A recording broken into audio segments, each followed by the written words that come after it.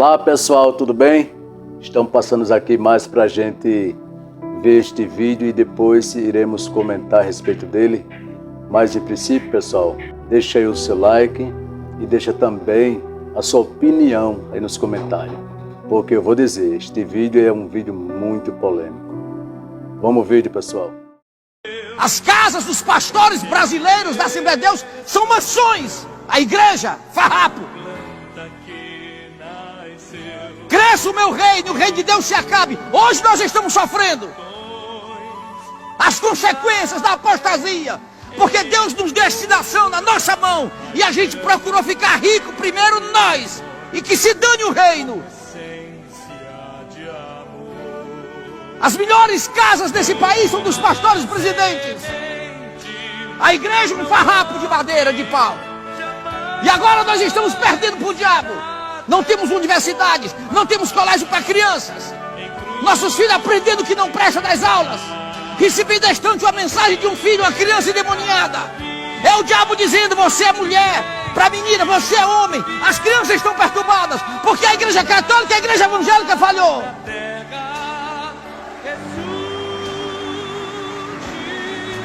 Queridos, já de primeira, de antemão, já quero dizer que eu concordo plenamente com este pastor. Pois, ultimamente, a igreja tem se incomodado muito com o financeiro. E isso tem nos deixado uma igreja fragilizada, fraca, anêmica, dependentes às vezes até de cofres públicos. Olha aqui aonde a igreja chegou. A união dos pastores com os políticos tem causado uma lacuna muito grande na igreja. A gente vai ver que quando o povo de Deus pecaram, foram levados para a Babilônia, passaram ali um período extenso. Depois Zorobabel, ele com o rei Ciro, entra ali em acordo e o rei Ciro manda a primeira leva de judeus para Jerusalém. E o interessante é que aquele povo, quando chegaram em Jerusalém, eles não foram logo levantar os muros ou fazer o templo, onde o nosso Deus seria exaltado. Para se ter uma ideia, eles cuidaram tanto da casa deles ao ponto de despertar em Deus uma ira, aonde ele manda o imigrador, o destruidor e o devorador. Mas para acabar com tudo que eles tinham, porque não zelaram pelas coisas de Deus ou o templo de Deus, a casa de oração, onde o nosso Deus queria estar presente, estar no meio do seu povo e não tinha essa liberdade. Se nós trazer para hoje, nós vamos ver que não está diferente. Estamos muito preocupados com as nossas casas, como o nosso pastor falou em sua palavra aí, que eu acho que ele está sendo muito feliz com esta pregação. Eu concordo plenamente. Quando os maiorais, os pastores e presidentes, como ele cita, as melhores mansões do Brasil são dos pastores e presidentes das Assembleias de Deus. Nesse ponto até eu discordo, porque não são só das Assembleias de Deus, mas tem muito ministério aí que são ministérios grandes, e os seus pastores queridos são fazendas enormes, mansões enormes, aonde você vai ver que tem ovelha que está passando fome. Para você ter uma ideia, se faltar um irmão na igreja 2, 3 vezes, por incrível que pareça, não vai ninguém na casa desse irmão procurar saber o que o irmão tem, o que está passando. E quando se descobre que o irmão está com falta de alimento, eles fazem uma cesta básica e entrega aquele irmão. Mas vou logo lhe dizer, não é para todos sempre que ele vai estar comendo a cesta básica da igreja, não. Se ele demorar pelo menos 3 meses, já dependendo da igreja, ele é imediatamente chamado e conversado com ele para ver o que é que está acontecendo com ele. Porque a ajuda mesmo financeira, não vem não, é cortada. São pouquíssimos casos que acontecem. Pouquíssimo caso que acontece do irmão ser a igreja arcar com ele até ele ter um emprego. Na verdade, eu nunca vi. Nunca vi. Tem irmão que diz que acontece, eu nunca vi. Então, querido, é desta maneira que o pastor tem falado, não é diferente. O que os pastores hoje estão preocupados mesmo é com as suas mansões. E deixa eu lhe dizer mais, em relação ao evangelismo, tem tanta coisa na frente do evangelismo na igreja, que o evangelismo está ficando para trás, está ficando esquecido. Eu glorifico a Deus pela vida desse pastor, porque ele está falando a pura verdade, ele não está mentindo, ele está falando a verdade. Para você ter uma ideia, em Marcos 16:15, o nosso Senhor diz: ide, pregai o evangelho a toda criatura. Aquele que crê será salvo, e o que não crê será condenado. Mas, se tem tudo na igreja, mas um pouquinho sobrou para esta parte, onde o nosso Senhor Jesus Cristo disse: ide e pregai o evangelho. É pouquíssimo. É ensaio para tanta coisa, é tanto estudo, às vezes, que nem condiz com relação ao evangelho, coisas de mente de homem. Na verdade, os ministérios hoje formou-se uma cúpula, aonde há-se uma defesa ao principal. Tudo que vai falar, se não falar o nome do principal, pronto, o culto já não tem mais graça nenhuma. Aí fica todo mundo em dúvida. Porque a meta desses amados que estão aí na frente, pastores, não é de ter uma igreja pronta para evangelizar. Ele está criando um povo alienado, aonde o povo tem que fazer o que eles querem. Se não fazer o que eles querem, nada dá certo. Para se ter uma ideia, há-se reuniões, e acredite, fica em torno de 3.000 irmãos, 2.500 a 3.000 irmãos nessa reunião. Mas nenhum de uma opinião, ninguém fala nada. Porque a palavra, depois de falada, o que se diz é a palavra: diga amém. E acredite, muito irmão diz porque já se alienou, não tem mais opinião própria, não tem. Vou logo lhe dizer que tem levado uma lavagem cerebral, aonde está fazendo tudo aquilo que os seus líderes mandam. Mas quando se fala de evangelismo, nem se trata. Tenho participado de algumas reuniões que o temas em relação ao evangelismo basicamente não existe. Porém, devemos sempre estar disposto a fazer a obra do nosso Deus. Possa ser que uma das causas de eu até ter aberto este canal seja por isso. A sede de pregar o evangelho genuíno como o evangelho é.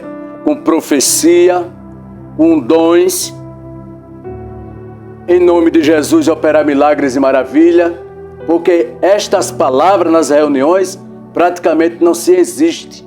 Não. Tenho visto que um pastor de um referido ministério, ele disse que não é para os crentes deste ministério acreditar em profecia, acreditar em sonhos, ele disse que o coração do homem é enganoso e do coração procede o mal. Tudo bem, está escrito em Tiago. Mas o interessante é que ele não dá um contexto, não. Fala, na verdade não vai nem para o texto. É uma coisa que está no coração dele. Ele aprendeu deste jeito, né? Veio para o ministério, cooperador, auxiliar, diácono. Possa ser que tenha passado por evangelista, agora pastor, pastoriano. E ele chega na frente de uma igreja com em torno dos seus 4.000 membros e ele diz uma palavra dessa, acredite. Praticamente todo deste ministério, que eu não vou citar o nome, ninguém mais acredita em profecia. Quando tem algum irmão profetizando, eles ficam meneando a cabeça, balançam a cabeça porque não acredita mais. Se contar sonho, pior ainda. Por quê? Porque estão fazendo tudo aquilo que os líderes querem. Se o líder dizer, levante a mão, ele levanta. Levante os pés, ele levanta. Baixe a cabeça, ele baixa. Entendeu, querido? Então a preocupação não é mais com as ovelhas. A preocupação não é mais em pregar o evangelho de libertação. Não, não é de jeito nenhum. Porque a gente vai ver que as filhas de Filipe, aquelas 4 jovens, quando Paulo visita ali Filipe, elas falavam em mistério e profetizavam. Olha só, Novo Testamento, jovens profetizando. No livro de Joel, a Bíblia também diz isso no Velho Testamento, que os nossos jovens profetizarão, os nossos velhos sonharão. Glória a Deus. E aí? Como é que a gente chega agora na frente do povo e diz que não devemos acreditar em sonho?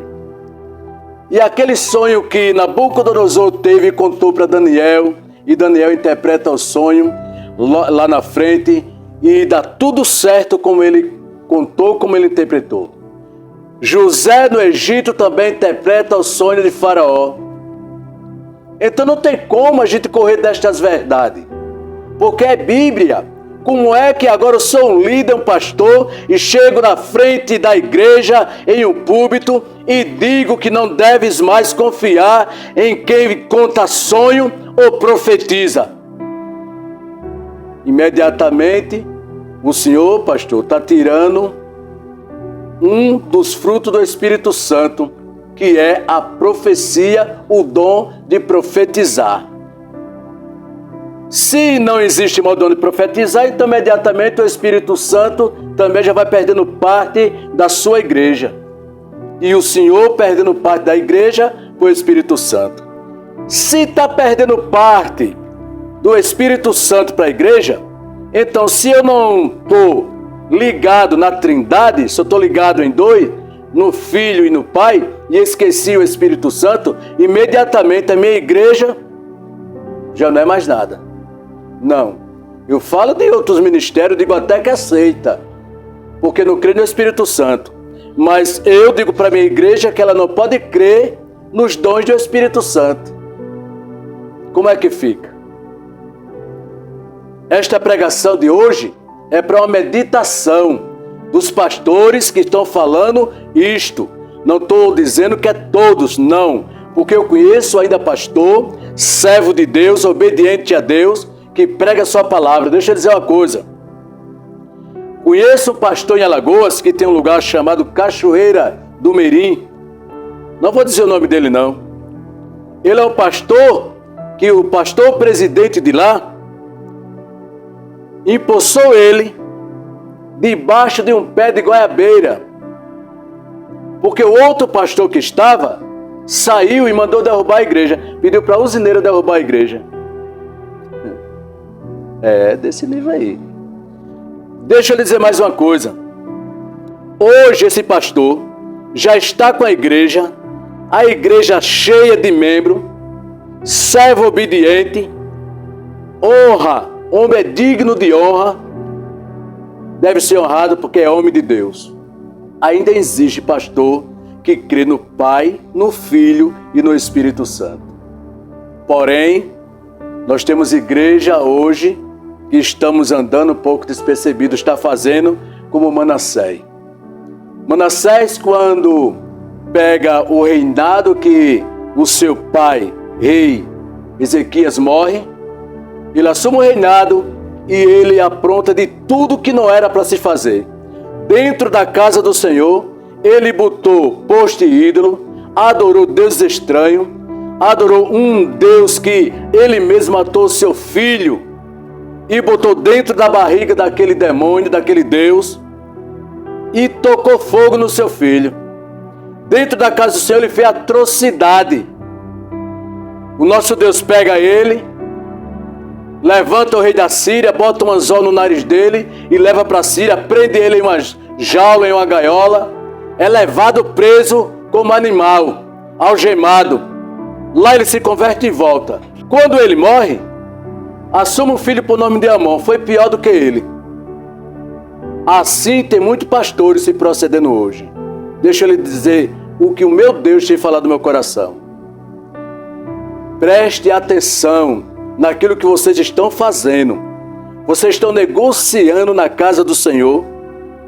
Vocês estão tudo fazendo aquilo que Jesus disse que não fizesse.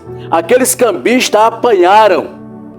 Quando Jesus chegou e eles estavam vendendo, cambiando ali dinheiro, vendendo pombas e outros bichos animais dentro da casa do Senhor.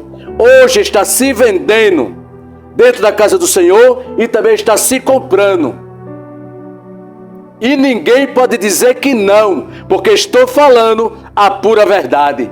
Porque o importante para muitos pastores é a renda financeira que a igreja hoje está trazendo.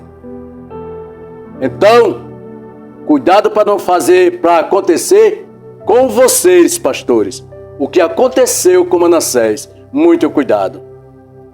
Até o próximo vídeo e a paz do Senhor.